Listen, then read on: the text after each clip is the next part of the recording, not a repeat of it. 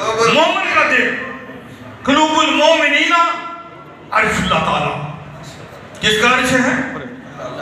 وہ کہنے نے کہیں بچپن سے سننے ہونے سا مسجد ٹا دے مندر ٹا دے پر دل کسی طرح نہ ٹائیں کہ دل بھی کہ رب رہتا ہے یہ اس کا گھر ہے. یار سوچو تو صحیح شام دے اسی بیٹھے ہیں اللہ دے ذکر بسے میں کتوں سیالکوٹ تو چل کے آیا ہاں کراچی تک جانا ہے خود گڈی چلا کے آیا ہاں اور سفر کر کے آیا ہاں تو اڑیاں شکلہ صورتاں 3-4 سال ہو گئے نہیں سب دیکھی ہاں پھر آیا ہاں اللہ تعالیٰ نے تو آ گیا تو پریشن کر ایسی کمر دا اللہ تعالیٰ نے کرم کیتا پھر نکلے آتا تھی رضا واسطے. اور دوستو یہ اللہ کا ذکر سب سے بڑی دولت ہے. شروع میں کہا تھا میں قلوب المومنین اللہ عرش اللہ تعالیٰ. مومن کا دل اللہ کا عرش عظیم ہے. مومن کا دل کسی دنیا دار کا نہیں بولا کسی گناہگار کا دل نہیں بولا مومن کا دل. تو مومن کا دل مومن کون ہے؟ انما المومنون الذین اذا ذکر اللہ وجلت قلوبہم. مومن وہ ہے جب اللہ کا ذکر ہوتا اس کا دل وجد میں آتا ہے وہ جھومتا ہے وہ عرش کرتا ہے وہ عشق کرتا ہے ہاں جی وہ رقص کرتا ہے وہ جھومتا ہے وہ مسیح آتی ہے. حضور نبی پاک صلی اللہ علیہ وسلم کا ارشاد گرامی ہے اس طرح ذکر کرو اس طرح ذکر کرو اتنا ذکر کرو کہ لوگ تمہیں دیوانہ اور پاگل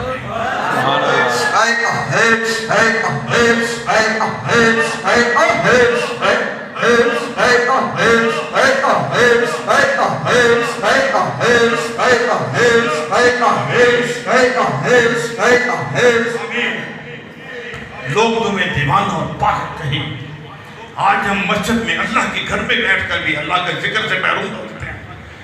روز کا کام ہے ہمارا مسجدوں میں بھی جانا مسجدوں میں آنا محفلیں کرانا. ایسی محفل میں بیٹھ کے بھی کسی کی زبان اللہ کے ذکر سے نہیں کرتی. اس کو فکر کرنا چاہیے کہ میرے دل کے اوپر کتنا زنگ لگ چکا ہے. یہ دل کو زنگ کرانے کا لگا اتارنے کے لیے کسی اللہ کے ولی کے پاس جائیں کسی فقیر کے پاس جائیں. حضرت بابا فرید الدین گنج رحمۃ اللہ سے کسی نے کہا حضور ہر فقیر کہتا ہے عشق پیدا کرو مستی پیدا کرو. کیا خالی قرآن پڑھ لینا کافی نہیں خالی نماز پڑھ لینا کافی نہیں خالی روزے رکھ لینا کافی نہیں. حضرت بابا فرید الدین کا شکر رحمۃ اللہ شاہ فرماتے ہیں اور تمہاری بات بھی صحیح ہے لیکن فقیروں کی بات میں وزن زیادہ ہے. کہتے ہیں حضور وہ کس طرح؟ کہنے لگے یہ دل ایک جنگل ہے یہ دل ایک جنگل ہے یہاں گناہوں کے قدورتوں کے بغض کے کینہ کے ہر قسم کے درخت اگے ہوئے ہیں کئی بوٹیاں اگی ہوئی ہیں. تم ایک نماز پڑھو گے ایک درخت کٹ جائے گا اور دوسرا نماز سے فارغ ہوئے پھر دنیا کا کام لگ دو درخت پھر پھلنا بڑھنا شروع ہو جائے گا. ایک روزہ رکھو گے 2 درخت کٹ جائیں گے روزے ختم ہوں گے پھر کام پٹے سے کرو گے پھر درخت اگنے شروع ہو جائیں گے. یہ ساری زندگی درخت کٹتے رہیں گے بڑھتے رہیں گے. یہ جنگل کا جنگل رہے گا. کیا کسی مرد کلندر کی بارگاہ میں اس کے ہاتھوں میں ہاتھ دے کے اور توبہ کر اور ایک ہی نگاہ ڈال کے تیرے سارے دل کے جنگل کو راکھ کر دے گا.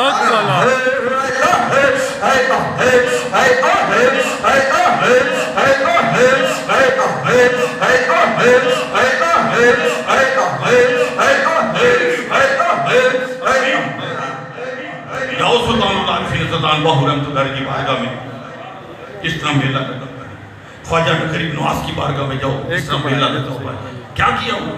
اپنے دل کو صاف کیا اپنے دل کو چمکایا اللہ کے ذکر سے. آج ان کا نام بھی چمک رہا ہے ان کی قبریں بھی چمک رہی ہیں. میرے مرشد کریم حضور خواجہ خواجگان امیر شریعت پیر طریقت تاجدار مہری شریف شہنشاہ نقشبند عالم مبلغ اسلام جنہوں نے پوری دنیا کے اندر دین کی تبلیغ کے لیے سفر کیا ہزاروں لاکھوں لوگوں کو کلمہ حق پڑھایا. ہندو سکھ عیسائی یہودی آپ کے ہاتھ میں مسلمان ہوئے. ان ایک محفل لگی ہوئی تھی بہت بڑی محفل تھی. ایک آدمی درمیان سے اٹھا پیچھے چل پڑا.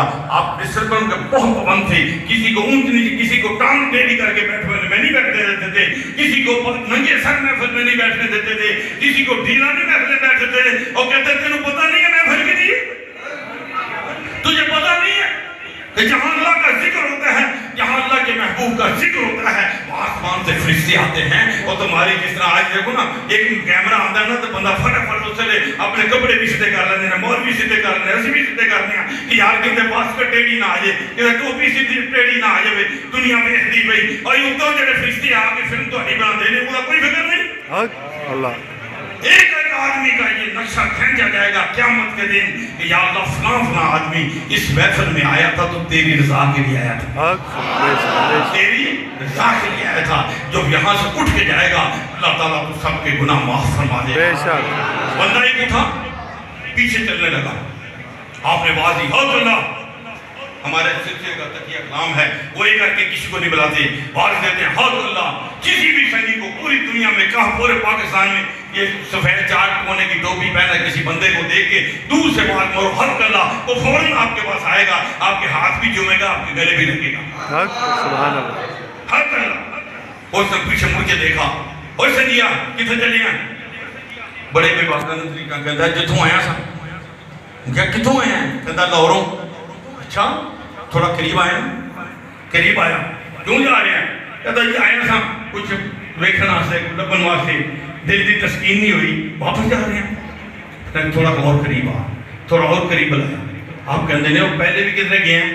کہتا بڑے پیران کو گیا، بڑے درباراں تو گیا، لیکن میرے دل دی کدھر تسلی نہیں ہوئی. اچھے بھی آیا سا کچھ دیکھنا سے لیکن دل دی تسلی نہیں ہوئی، واپس جا رہے ہیں. آپ نے کہا تھوڑا اور قریب آ. قریب آیا. آپ نے پوچھا ایمانداری نہ دسی اج ذکر تینوں پیچھوں کہے نے آواز دیتی؟ اج ذکر تینوں پیچھوں کہے نے آواز دیتی؟ کہنا نہیں. آپ نے کہا چل پھر جدو ایسے کیتا نا اتنے کچھ کھا کے تھلے ڈگ گیا، بچت تاری ہو گیا. انج کو میری والے کہتا ہے ہاتھا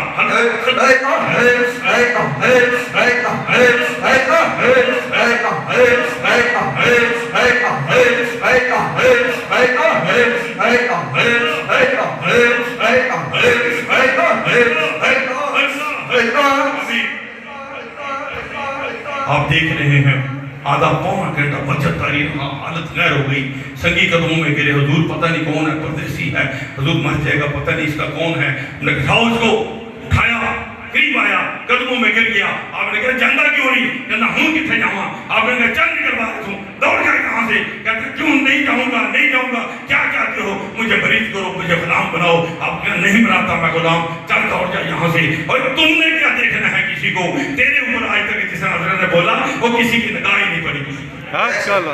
کسی کی نگاہ ہی نہیں پڑی. نگاہ پڑ جائے تو پھر کہاں جانا ہے؟ ایسے ہی غلام بنتے پیروں فقیروں کے. دیکھو صبح ہمارے میں یہ دیکھو سنیا سنتا کہ تو سکھر تو چل کے آئے. میرے ڈاکٹر صاحب میرے پیر بھائی نے کراچی تو ایسے میں فون کیتا میں ہاں کتھے ہو؟ رحیم ڈاکٹر صاحب میں کہا بھئی کتھوں آئے ہو؟ کہتے جی میں پنجاب گیا سا، میں ہم نہیں پہنچیا. مغرب دی نماز تو بعد میں نے فون کیتا میں جب پھر میں رحیم ڈاکٹر صاحب آیا ہوں ایسے ساتھ کا بعد آیا ہوں. میں پھر اس سے وقت موٹر سائیکل گڈی دے کے آگے الحمدللہ رب العالمین. یہ دل کی بات ہے، یہ نبی کی بات ہے، یہ نسبت کی بات ہے. نسبت سے سب کچھ ملتا ہے. باقر کہنا آپ نے کہا نہیں میں بیعت کرتا. چل دوڑ جا نکل جا. کہتا مر جاؤں گا لیکن نہیں جاؤں گا. پھر آپ نے کہا ٹھیک ہے. اپنے پیر و مرشد اپنے والد گرامی حضور کی بلال خواجہ نواب الدین صاحب اللہ کی قبر کی طرف اشارہ کیا. چل سرانے کی طرف کھڑا ہو جا، وہاں جا کے اللہ کا ذکر کر. جب تک میں نہیں کہوں گا اللہ کا ذکر بند نہیں کر رہا. ہم اس شخص کو ذاتی طور پر جانتا ہوں. 1 گھنٹہ نہیں، 2 گھنٹے نہیں، 36 گھنٹے اس سب سے ذکر کو آیا.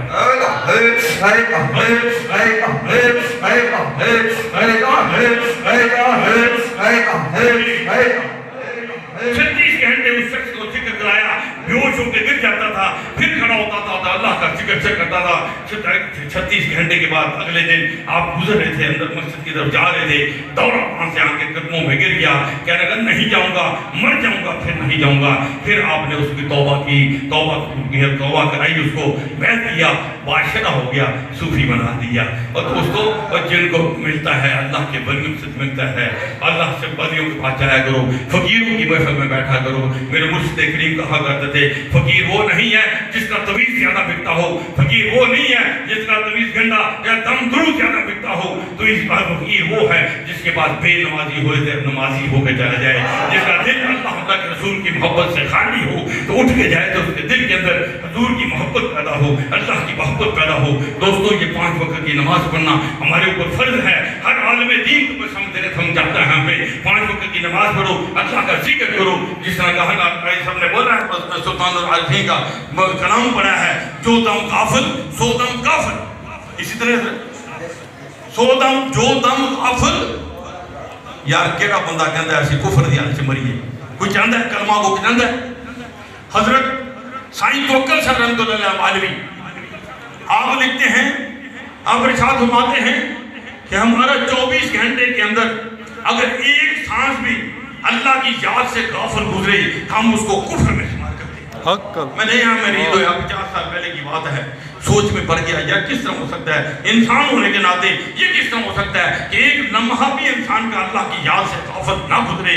کوئی پریشان تھا لیکن آپ کرامات پڑھی، آپ کے مکتوبات پڑھے تو بہت بڑے ولی بڑے اللہ کے بارے جس طرح خواجہ غریب نواز ہیں، داتا گنج بخش ہیں، وہیں امبالہ شریف کے اندر بہت بڑی ہستی ہے حضرت سائیں توکل شاہ صاحب رحمۃ اللہ علیہ۔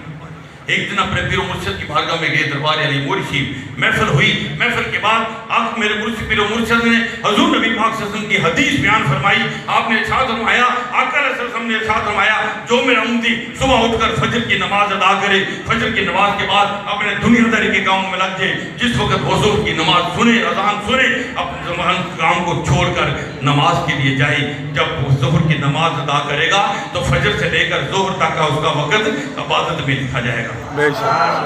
فجر پڑھی، اس کے بعد آپ نے دنیا داری کی، کسی نے مزدوری کی، کسی نے کارخانے میں کام کیا، کچھ بھی کیا، حلال کام، حرام نہیں، حرام کی بات نہیں ہے یہاں پہ، جس نے مزدوری کی، محنت کی، رزق حلال کمایا، ظہر کی نماز پڑھے گا تو فجر سے ظہر تک اس کو وقت عبادت میں لکھا جائے گا۔ ظہر کے بعد عصر کی نماز ادا کی، درمیان کا وقت عبادت میں لکھا جائے گا۔ عصر کے بعد مغرب کی نماز ادا کی، درمیان کا وقت عبادت میں لکھا جائے گا۔ مغرب کے بعد عشاء کی نماز پڑھ کے سو جاؤ، وہ لہذا بات ہے اللہ کسی کے نصیب میں کرے رات کو تہجد پڑھنے کی، شب بیداری کرنے کی، قرآن پڑھنے کی، اس کی یاد میں وقت گزارنے کی۔ وہ ہزاروں میں چند ہوتے ہیں جن کو وہ مقام ملتا ہے، لیکن اگر آپ عشاء کی نماز پڑھ کے سو گئے، اگر صبح اٹھ کر فجر کی نماز ادا کر لی تو رات کا سونا بھی آپ کا عبادت میں لکھا جائے گا۔ میرے مرشد کریم ارشاد فرماتے ہیں جو بندہ صرف 5 وقت کی نماز پڑھتا ہے اس کا ایک لمحہ بھی اللہ کی یاد سے غافل نہیں گزرتا۔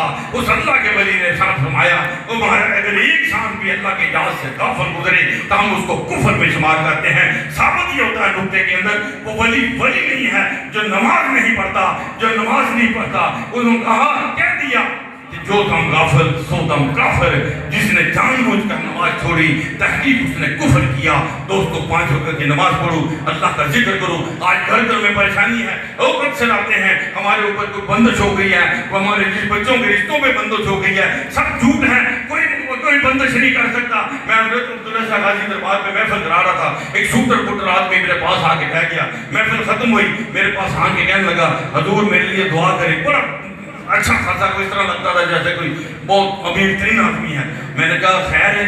کہتا جی میری ساتھ عبداللہ شاہ غازی کراچی دربار کے قریب نیلم کالونی کے اندر میری کپڑے کی دکان ہے، بہت بڑی دکان ہے، دنیا جہان کی میرے پاس ویرائٹی ہے، صبح سے شام تک بیٹھا ہوں، مکھیاں مارتا ہوں، میرے پاس چھوٹی چھوٹی دکانیں ہیں، وہاں میلہ لگا ہوتا ہے۔ مجھے کسی نے بولا ہے کہ تمہارے رزق کو کسی نے باندھ دیا ہے۔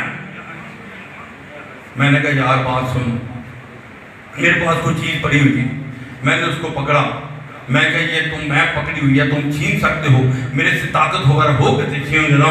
کہتا ہے بالکل۔ میں نے کہا رزق دینے والا کون؟ کہتا ہے اللہ۔ میں کہا سب بولو، آپ بھی بولو، رزق دینے والا کون؟ اللہ۔ رزق دینے والا کون؟ اللہ۔ وہ قرآن پاک میں اللہ تعالیٰ ارشاد فرماتا ہے میں جس کا چاہوں رزق فراخ کر دوں، جس کا چاہوں رزق تنگ کر دوں، جسے چاہوں ناپ توڑ کے دوں۔ میں کہا یہ کرم اس کا ہے، وہ کسی کو دے کے ازماتا ہے، کسی کو لے کے ازماتا ہے۔ میں کہا تھوڑی دیر جمعے کی نماز کے بعد محفل ہوتی، جمعہ والے دن محفل ہوتی ہے مغرب کے بعد، آج اگر گھنٹہ بیٹھ کے دعائیں بھی اللہ کرم کر دے گا۔ کہتا ہے کتنے بجے؟ میں کہا مغرب کے بعد۔ کہتا ہے نہیں میں نہیں آ سکتا۔ میں کہا کیوں؟ کہتا ہے اسی 9 بجے دکان بند کر دیا۔ میں مارتا رہو مکھیاں مارتا رہو۔ پھر آیا جو ہے فقیر کو گل پوچھنے واسطے تے گل تے مان آ ایک گھنٹہ اللہ دی رضا واسطے دکان بند کر کے پھر دیکھ سارا ہفتہ موجہ لگی۔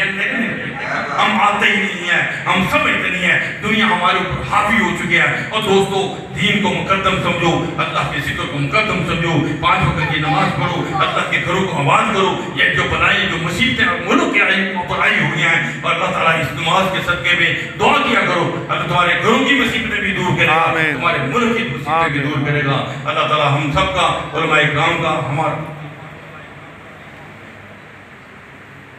انشاءاللہ دوست نے پیغام دیا ہے، میں نے پیغام میں امانت میں خیال نہیں کر سکتا۔ کہہ رہے ہیں کہ دیکھو اس میں ابھی جو الیکشن وغیرہ آئیں گے تحریک لبیک کا ساتھ دینا. میں یہ کہوں گا ہم پورے پاکستان میں کہتے ہیں اپنے علاقے کے اندر جو آدمی بھی کھڑا ہو اس کو ووٹ دو جو 5 وقت کا نمازی ہے، پرہیزگار ہے. ہاں سبحان اللہ. اور جو بادشاہ ہے وہ کسی بھی جماعت کا ہے، وہ کسی بھی جماعت کا ہے، اگر وہ 5 وقت کا نمازی ہے، پرہیزگار ہے، تمہاری مسجدوں میں آتا ہے، تقویٰ کرتا ہے، پرہیزگار ہے، بادشاہ ہے، اس کو ووٹ دے کے کامیاب کرو گے، اللہ تعالیٰ خیر و برکت.